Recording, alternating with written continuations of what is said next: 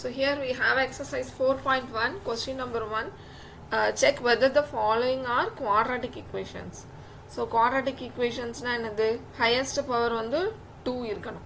So already இங்க 2 இருக்கு, but அது வந்து cancel ஆகுதா இல்லையா நமக்கு தெரியாது இல்லமா. So அப்போ வந்து நம்ம அதை வந்து என்ன பண்ணணும், simplify பண்ணணும். First question already இன்னொரு வீடியோல போட்டாச்சு. இப்போ இது வந்து second question நம்ம பண்ண போறோம். See what is the second question? X squared minus 2x equal to minus 2 அதுக்கப்புறம் 3 minus x. ஓகேங்களா? ஸோ எப்பவுமே bracket இருந்துச்சுன்னா we have to remove the bracket. Okay, so நம்ம இப்போ எப்படி ரிமூவ் பண்ணணும்?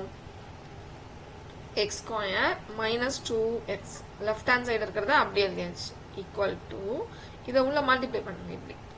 ஓகே, அப்போ வந்து minus 6 அதுக்கப்புறம் plus 2x.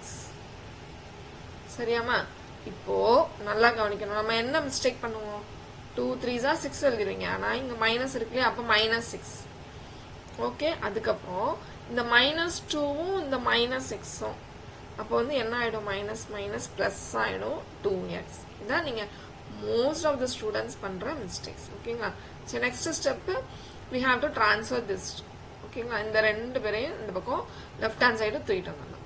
So X square minus 2x இங்க வந்து இப்போ ஆல்ரெடி இருக்கிற இந்த பாசிட்டிவ் 2x இந்த பக்கம் வரப்ப நெகட்டிவ் மைனஸ் 2x.